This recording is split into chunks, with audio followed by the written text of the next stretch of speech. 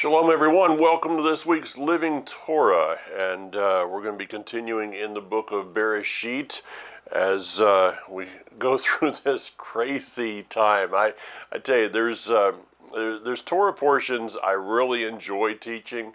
There's others that's like, hey, just, get me through those. And this is kind of part of this because it's about the birth of the dysfunction. Well, I don't know. Maybe it's the continuation of the dysfunction, because it began back with Cain, Abel. It began with Adam and Eve as they brought all this, and it just continues to multiply. So we come this week to the story of Yaakov going to meet Laban, and I've already taught about this of how is it possible that, just somebody missed the ball here. Somebody dropped the ball, I guess would be the better one to do.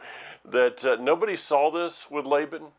Nobody saw that this guy was a deceiver. He was a false kind of holiness, a false godliness. And so they just walked right on into it. So this is where we go to. But it begins with Yaakov going out from Beersheba, and it says that he traveled toward Haran. Literally, this is the same path that Abraham came into the land. The servant of Abraham would have gone along this path back to Haran. So this is a road that's been traveled over and over again, and it's kind of like the history repeating itself in many ways. That people come into the land, people turn around and leave for various reasons and have to go through some trials, tribulations in order to get themselves focused and come back. But again, we see that the Almighty is right here. Even in the midst of our problematic times, in the midst of our dysfunction, and anybody that's had a family dinner, we just went through Thanksgiving. I've talked to numerous people that they said, I love my family, but I'm really glad this is only once a year, because it does, when you put that many people into a room, though you may be related by blood, you find that sometimes you're on different pages of life.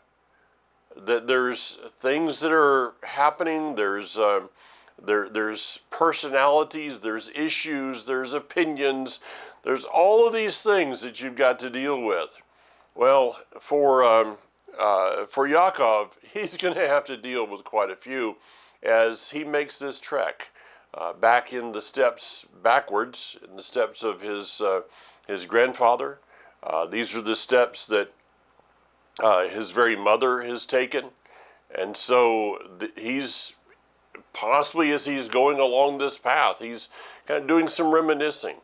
It's fascinating to me. We were talking on our Life on Purpose with the guys last night. We recorded the program, and we were talking about how today people have a problem with silence. Silence may be golden, but it's also deafening.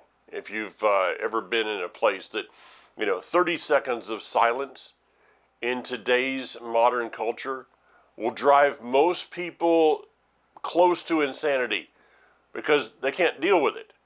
Because we don't have silence today. You have phones and computers and all these kind of things, and it's always a dinging and a bell and a quack and whatever your ringtone is set to for all these different things coming at you from all these different places. I envy the patriarchs. I envy the people that did not have these things, because as Yaakov is going back to Haran, consider the timing of that. I didn't look specifically of how long this trip would have taken him, but it's not an overnighter. He's alone. He's alone with his own thoughts. In a place of a desert, a place of a wilderness, he has plenty of time to think. He has plenty of time to dream. What will it be when I get there? What is going to be my life from this point on? Will I have to deal once again with my brother? Will I ever see my mom and my dad again? He's unsure of life. But that unsurety is then turned into a promise. And that is that he goes to a place, he came to a certain place and stayed the night there because the sun had set. Now, let's connect everything. Let's connect all of these different aspects. He came to not just a place, not just I'm walking along here, I'm tired, and I think I'm going to go over to that there mountain and take a little nap take a little sleep for the evening. But he made his way back to a certain place.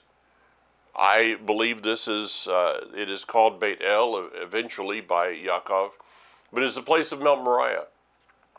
And again, let's connect it.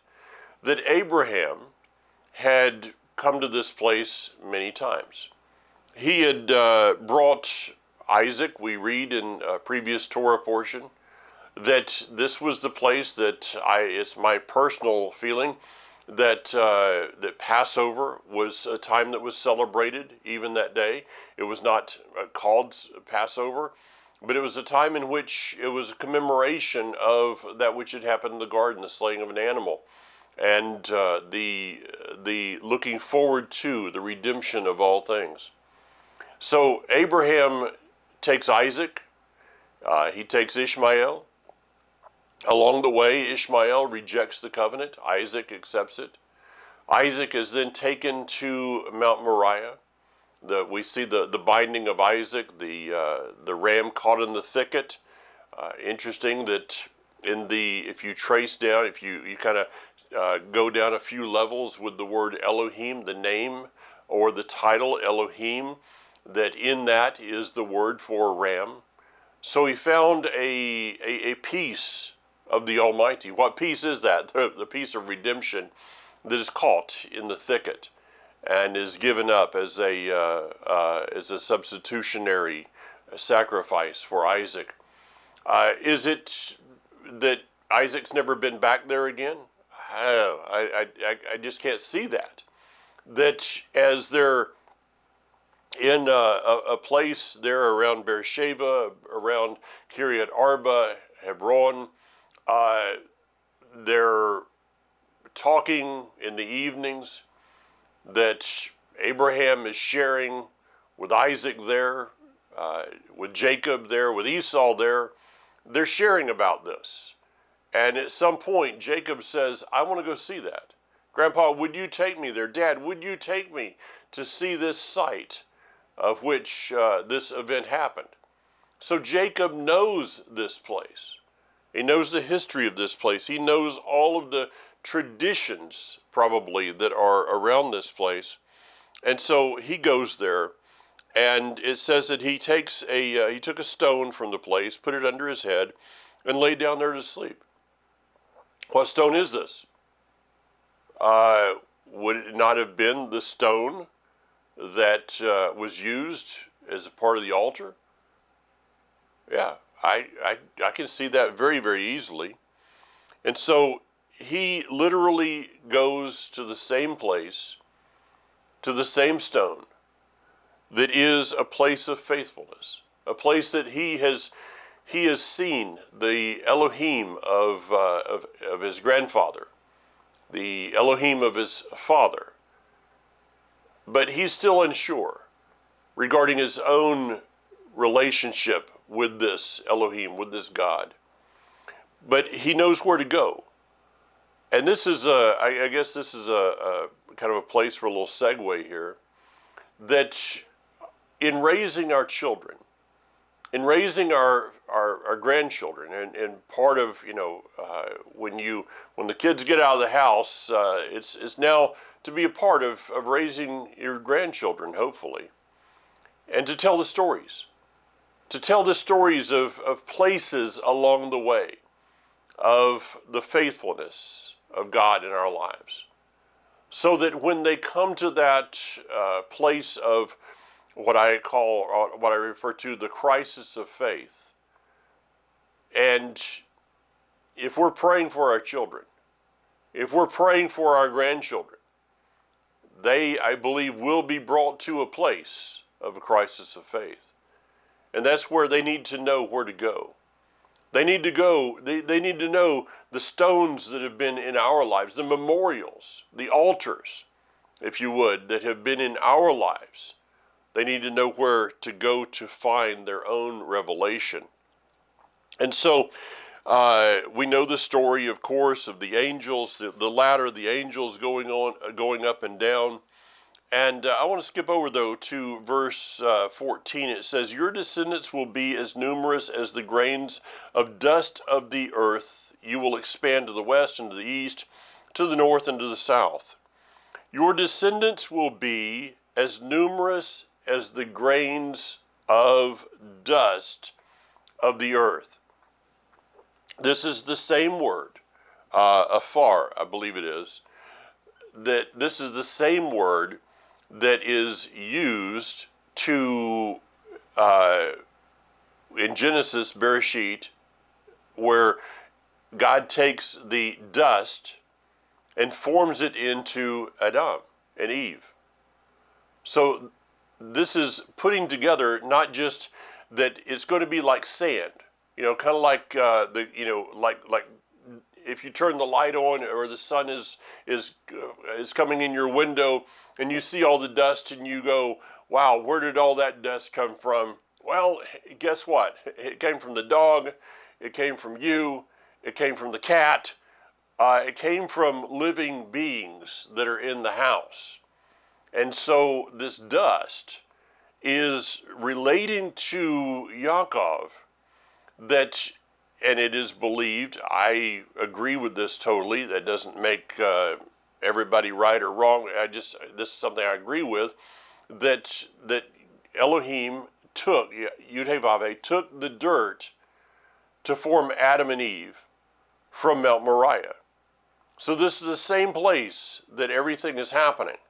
Why is it that this is one of the most hotly, or probably I could say the most hotly contested pieces of real estate in all the world? It's because this is where it began and this is where it will end. And this is the place, the literal place of the struggle for the covenant. Now, the word dust here is fascinating to me. As we go over to, I'm going to go all the way over to the book of Psalms, and a verse that is very dear to me. In Psalm 118, if you want to turn over there, this is a verse that is I have written down here. That, excuse me, not 118. I'm looking at somewhere else right there. 102. I knew that didn't sound right when I said it, because I know where it's at, and sometimes you just kind of get there. Okay, Psalm 102, verse 14 or 15, depending on your translation. It says, for your servants love her very stones. And this is, I guess I got to go back up. But you, Adonai, are enthroned forever. Your renown will endure through all generations. You will arise and take pity on Zion. For the time has come to have mercy on her. The time determined has come. Oh, may that be in our day. For your servants love her very stones. They take pity even on her dust. The word dust, the same word that we see over here, as I will make your descendants as numerous as the dust of the earth. So the word pity there is the word kanan, and it means to bend down or to stoop down in kindness. If we trace this word back a little bit, it literally means to bow down to the dust. Now, when's the last time you did that? The dust is coming, you see the dust in the sunlight coming through the window, and you're like, wow, I love this stuff. No, you don't do that. But this is the concept, okay, that we bow down, or there's one connotation of the word is pitch your tent. Now there we go. There's another place that we can consider, that when we look to our generations, when we look to the patriarchs, when we look to Abraham, to Isaac, to Jacob, to the prophets, we're coming up on Hanukkah, to those of faith who have walked before us, they've left their dust behind. They've left their dust in this word. In the scripture, what are we seeing? We're seeing the remnants of their effect, what they've left for us. And we're literally saying that we're pitching our tent with them. We are reverencing, not worshiping, but reverencing their lives to the point that we're wanting to encamp with them, that our lives would be like theirs, that our lives would be lives of faith. This is why when I look to Hanukkah, to me Hanukkah is not a time of giving gifts that nobody needs for 8 days, though we'll probably give some gifts to the grandkids. We actually, Kathy's already working on that. Is it about the oil? It's about a miracle. Did it actually happen that way? I kind of doubt it. But it's about a miracle that happened. It's about a people. This is where it comes down to. This is about a people who stood for something. And the very reason that we have a Torah to be restored to today is because of a people called the Maccabees. If it was not for them, there would not have been a Torah for us to be restored to, and there would not have been a Jew in the land of Israel. So do we owe some reverence to their dust? Absolutely. But their dust is literally tied to the breath that was spoken into their dust. Right. Think about that one, what I just said, for just a moment. When Yud-Heh-Vav-Heh took dust and he formed it into Adam and Eve, he then breathed his breath into that dust, and that dust, it was his breath that animated that dust and made it into a living being. So as we reverence the dust, what are we doing? We're actually reverencing the dust that called upon the breath. It's not that we're holding these men and women of great esteem just for themselves and for works that they did, though they may have been great, but it was because they allowed that breath to flow through them. And so when we say that we take pity or we honor the very dust of those who have gone before us, I'm saying I want to pitch my tent with them. I want that dust to be a part of mingling. You know, dust is a fascinating thing in that in a room you can't just pick out, well, that's that person's dust and that's that person's. No, it all mingles. So we should want our dust to mingle with their dust. And in the process of that, the end result is that the breath of the Almighty is brought forth. And in verse 15, look, I am with you. I will guard you wherever you go, and I will bring you back into this land, because I won't leave you until I have done what I have promised you. I will not leave you until I have done what I promised you, which is an outgrowth of what I promised your father. And it is an outgrowth of what I promised to your grandfather. So, Yaakov, understand this. As faithful as I was to Abraham, I will be to you. As faithful as I was to Isaac, I will be to you. He says, I will not leave you. Now he woke up from this sleep, and he says, "This has to be the house of Elohim. This is the gate of heaven." Yaakov got up early in the morning, took the stone he had under his head, set it up as a standing stone, poured olive oil on top of it, and named the place Beit El, the house of Elohim. Originally, the town had been called Luz. Consider something, and this is.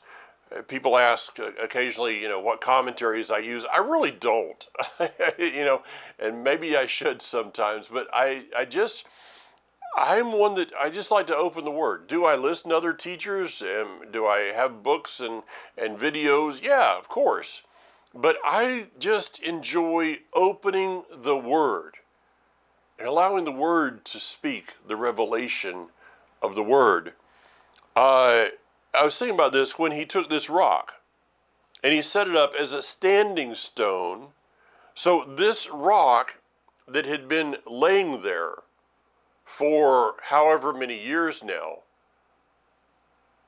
he takes it and he takes it from the place of his pillow. I mean,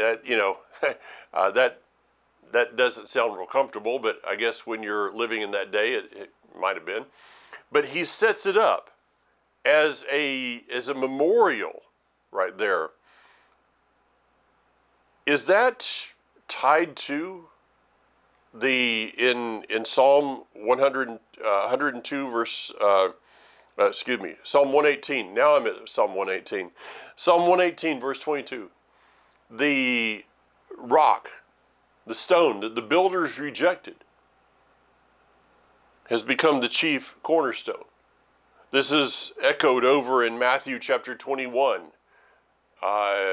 Could this be what Yeshua is saying to Kepha, to Peter, when he says, "Upon this rock I will build my kahal"? Now, understand, folks, that the Messiah never used the word church. And it actually, this is the foundational verse for the Roman Catholic Church. I just prefer not to use terminology that equates me with a religion that was born in paganism. If that offends somebody, well, that's my feeling. I want to be separate. I want to have my terminology to where there's no confusion. And I'm not pointing fingers at anybody. I'm not judging anyone. But when it comes to, and it's just a personal thing, when it comes to my own life, I don't want people to have a doubt of where I stand. I want it to be, I want it to be something that they're like, yeah, I've got it. I know where he stands on this. That's like when someone asks me if, do I believe that Yeshua is Yud He Vav He, manifested in the flesh, that he is one with the Father, as according to the book of Yochanan, John? I don't have to beat around the bush at the answer. My answer is yes. Now, if you want to talk about how I believe that, you want to talk about how I believe that revelation is, well, now we got a conversation. Okay, we got a conversation that's going to take a while, in fact. So, pull up a chair, let's talk. But I don't want someone to walk away and go, well, I'm just not quite sure what he believes. So I prefer to use, and this is why we termed our congregation Life Assembly Kahal Kaim, is because it's a kahal. Kahal is a people, and this is a word that goes back to Exodus, a people that have been called to a staff, called to the king, the Lamed, called to the shepherd's staff, called to the authority of that staff. I just am in agreement with Brad Scott of blessed memory. Words mean things. And so if I use words that have concrete meaning, then you're never wondering where I stand on an issue. Now, he goes on and says, so just think about that one in light of, this, I will, upon this rock, I will build, And what is that? What is that rock? It's a revelation of who Messiah is, which goes back to this place. And in fact, we'll continue in this place. For as whatever the third temple, I love the study of the temple, and I think Rico Cortez does an amazing job on that. And when I'm in Israel, the Temple Institute is a place I've been through many times. I've been up on the Har HaBayit, the Temple Mount. But with all of that being said, to me, it's not about a rock, but the rock. It's not about a house, but a person in the house. Is the house important? Absolutely. And Christianity, Messianic circles could take a lesson from making the house important. But let's not lose focus. The house is about the person in it. It's not about an empty building. It's not the temple is not going to be like your local college university. It's not going to be, please understand what I'm saying here. It's not going to be a house of study, but a house of revelation, a house of encounter. The temple with Messiah seated in it will be a place of encounter. See, you can go to a house of study at your local college and come out come out not real smart. I'll tone that one down a little bit. You should have heard what I almost said. I'm not going to say it. It has something to do with blooming and something to do with idiot, but I'm not going to say those things. You can go and you can study all kinds of places. Study's great as long as it brings me to an encounter. Worship is wonderful if it brings me to an encounter. The kingdom is about when the Torah goes forth from Jerusalem, the word from Mount Zion, as Isaiah chapter 2 says, guys, it's not just about everybody's going to live according to the kosher dietary laws, and no, there's not going to be a restaurant that has pork or shellfish on the menu. And yes, those things are going to be true. And are there going to be natural people that are going to be sneaking lobster on the side? Probably. It's not though about the commandments going forth. It's about the revelation of Messiah going forth. It's going to be about an encounter with the living Elohim, as his name will be one going from that mountain, according to Zechariah. Now, I got to move on. Yaakov took this vow, and King James said, or David Stern, and I think this is how it is in King James also. It says, "If Elohim will be with me and guard me on this road I'm traveling, giving me bread to eat and clothes to wear, so that I will return to my father's house in peace, then Yudevave will be my Elohim." Here's his crisis of faith. Hey, it's going from, well, it's granddad's God, it's dad's God, but you're on trial with me. Do you know that the Father's not concerned? He's not worried about that? That doesn't upset him when our children are brought to that place. That's a great place. That's a wonderful place for them to be. And here's the thing, parents, grandparents. I got to add grandparents now because that's kind of my main role in a lot of ways. But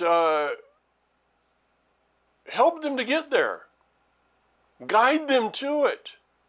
Then get out of the way. Get out of the way. Yaakov had to be taken to a place away from his parents in order for him to encounter that crisis. So is Laban a good thing? Yeah. In the end, we'll see that. But for now it says, I believe the translation is better, when Elohim will be with me and will guard me. There's just a slight. It's if or when.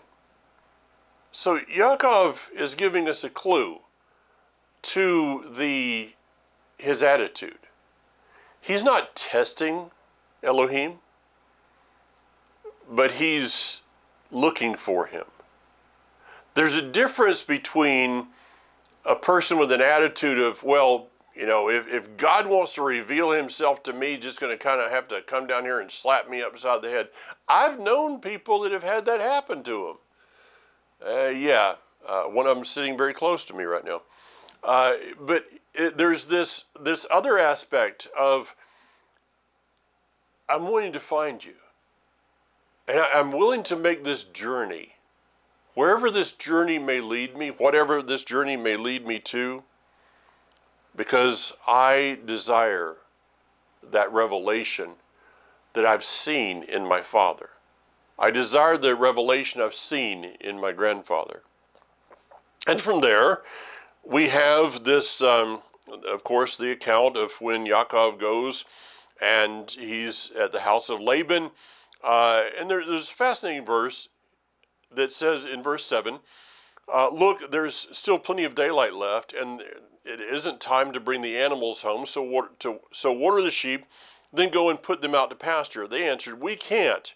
Not until all the flocks have been gathered together and they roll the stone away from the opening of the well.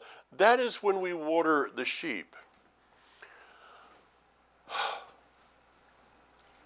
I believe that most denominations have a partial revelation of Messiah.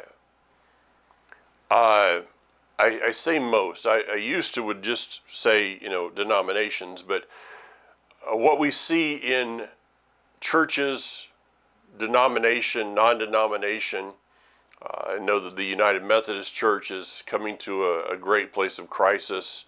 It's been there for decades, actually, but it's coming more to the forefront. Other denominations, other religious organizations are coming to this, a place of a crisis. But with that being said, the denomination I grew up in, Southern Baptist, where I was licensed Assembly of God, where I was ordained Vineyard, there is a revelation of Messiah there.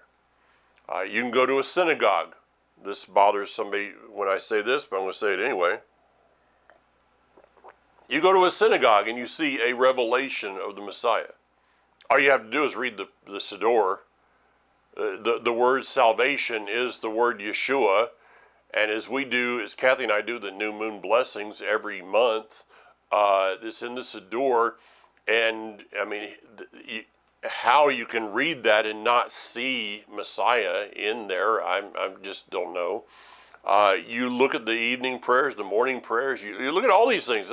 You look at the temple. You look at the tabernacle. The partial revelation of Messiah is all over. But understand this, that today we live in a partial revelation.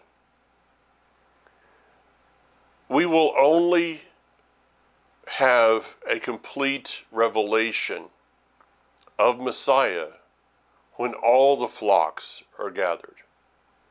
When Judah, Ephraim, as Lenny and Varda say in their song, come together, there will be dancing. Why? Because when this happens somewhere in the, may it be near future, that Ephraim, Judah, the northern kingdom, the southern kingdom, the whole house of Israel, when we all come together, when people are drawn out of their denominations, when they're drawn out of their non-denominations, when they're drawn out of the paganism, when they're drawn out of Babylon, and we come back to the truth of the Word, and we all sit down together, we open the Torah, and I bring my facet.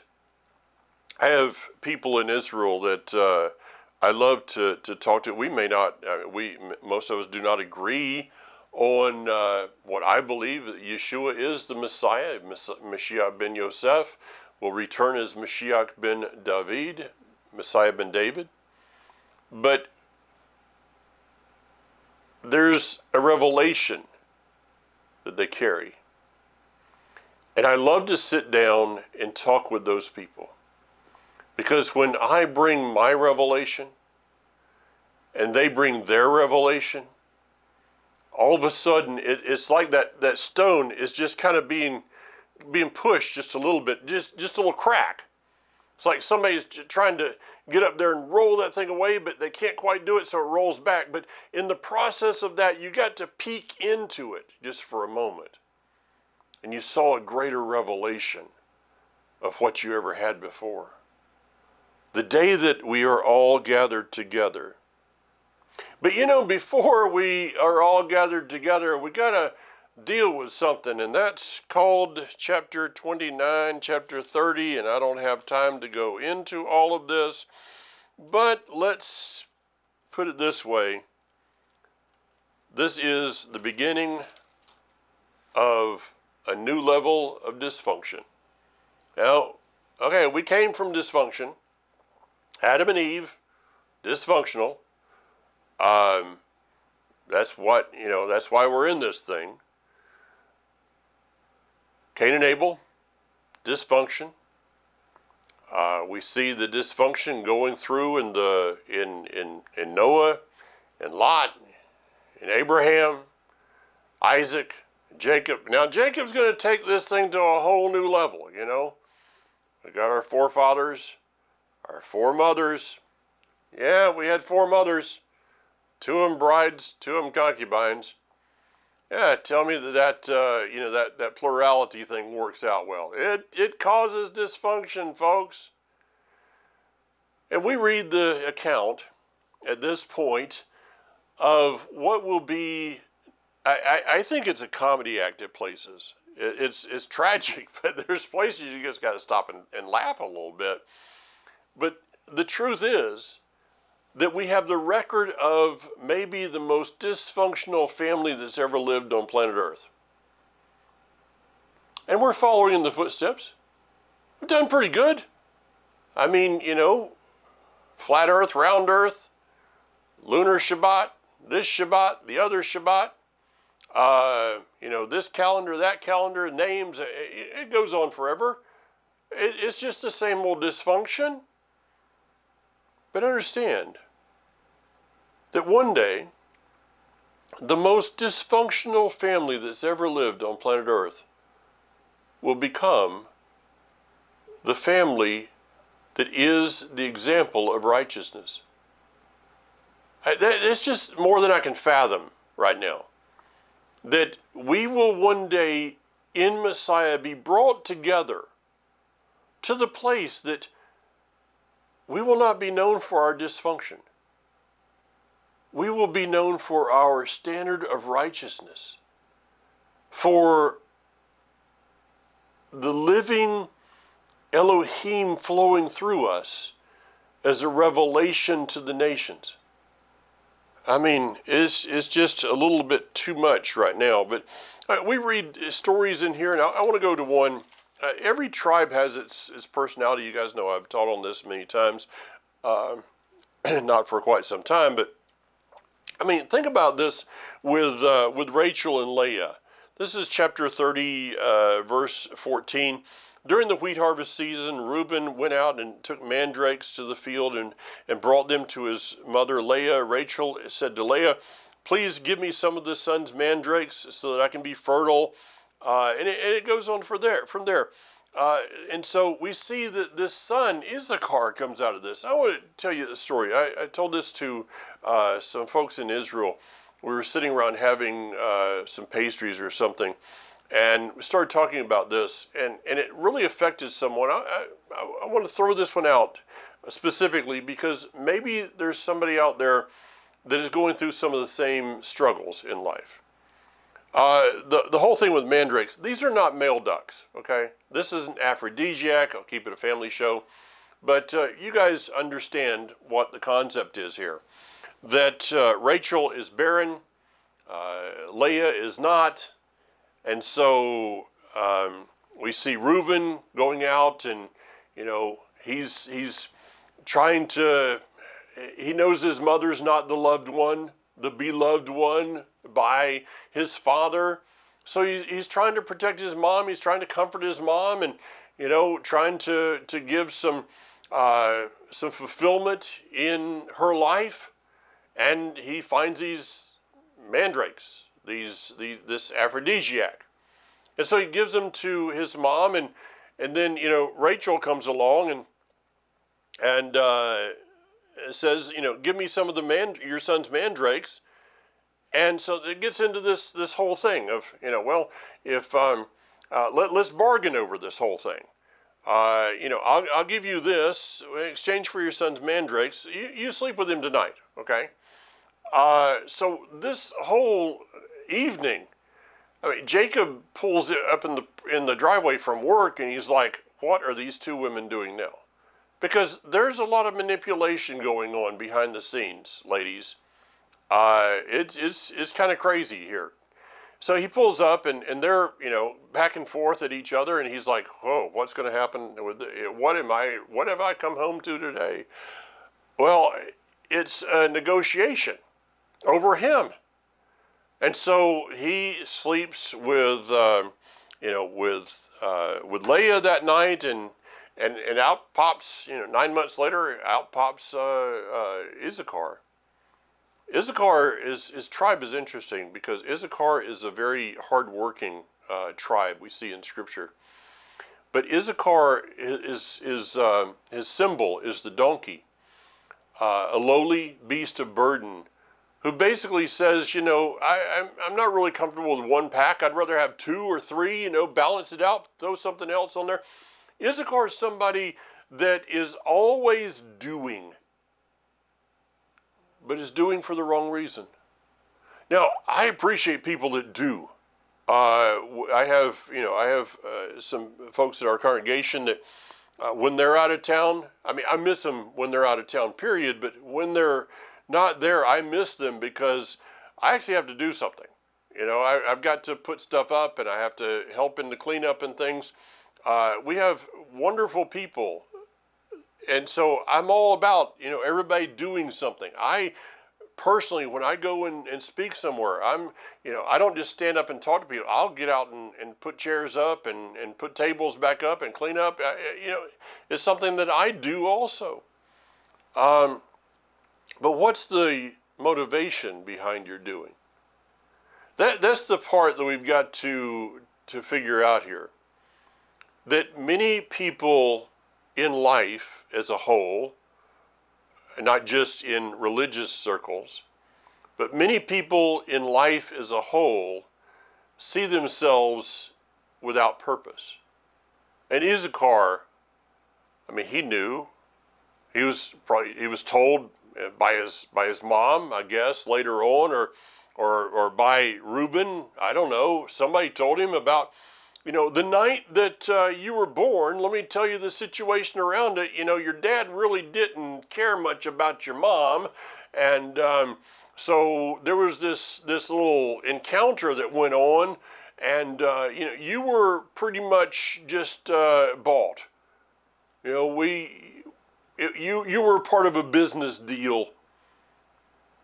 And so Issachar goes through life feeling unwanted, and then tries to find his worth in doing.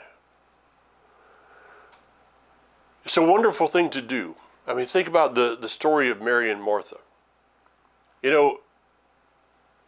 It's a great thing to do, but make sure that you're doing for the right reason. Do in life because you're someone, not to be someone. Let me say that again. Do in life because you're someone, not to be someone. I think that's pretty good counsel right there. Now, the end result is in chapter 31. I got just about 5 minutes here to finish up. It's battle for control. Okay, Laban comes to the point of seeing that Yaakov is blessed, and he's losing control over this situation. And he's trying to take it back. There is a lure. Remember that Laban's name means white. He's a false righteousness, a false holiness. Laban is a picture of religion that makes you feel good, or actually, let me rephrase it, makes you look good on the outside, but inside you're whitewashed tombs, full of dead men's bones, and you know it. Laban is a picture of religion today. And going into December as we are, there's a lure. There is a lure for religion because it feeds our emotion. I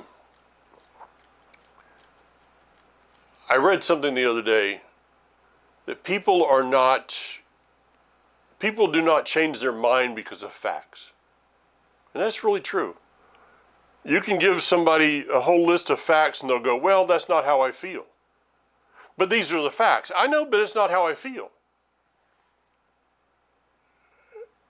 Emotion. Emotion can lie. And we all look back, we look at this month of December that's before us.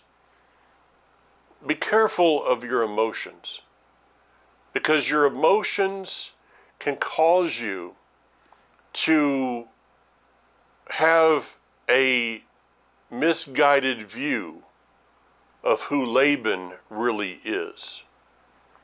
He's wanting Yaakov, Rachel, he's wanting them to stay with him. He doesn't want them to go back, because he knows if they go back, they're going to see the truth of the real God, the real Elohim. Laban is a revelation of a false God. Yaakov has to come to the place, and it says, we read about this in chapter 31, that Yaakov had to fight for his revelation. You and I have to, in the end, fight for our revelation. Will we walk in the righteousness of Abraham, Isaac? Will we walk in the righteousness of the dust of the Temple Mount, the dust that formed Adam and Eve, the dust that Abraham left, the dust that Isaac left, the dust that Jacob left and would leave we read in the next Torah portion? The dust of the patriarchs, the matriarchs, the prophets, the dust of Yeshua himself, who was on that mountain. Will we walk in the revelation of the righteous dust, or will we walk in the revelation of the dust of Laban, the dust of falsehoods, the dust of lies, the dust of emptiness? It's a choice that each of us have to make. And in December, folks, we come really face to face with that revelation, do we not? Shabbat Shalom, Shavua Tov. Have a blessed, prosperous week. Bezrat Hashem, God willing, see you again next week. And until then, of course, you know what it is. Be strong. And I got just a couple seconds here. Check out our podcast if you haven't. Go to jointohashem.org, jointohashem.org. A little thing drops down with a lion on it called Life on Purpose. Click that link. It'll take you to the page. You can listen to it on audio. You can catch it on my YouTube channel. But get a hold of that and share it with somebody. Help us get the word out. Until next week, Shalom.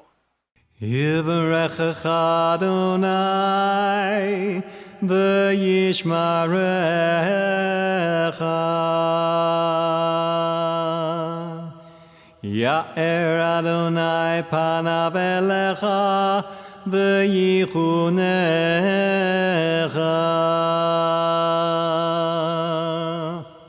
יישא אדוני פניו אליך וישם לך שלום.